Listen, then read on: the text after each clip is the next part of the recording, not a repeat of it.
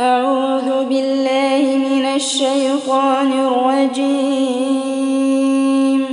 بسم الله الرحمن الرحيم. والتين والزيتون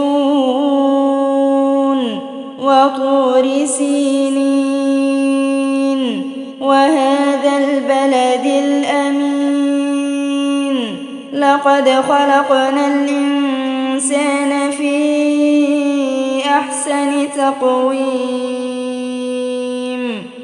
ثم رددناه أسفل سافلين إلا الذين آمنوا وعملوا الصالحات فلهم أجر غير ممنون. فما يكذبك بعد بالدين؟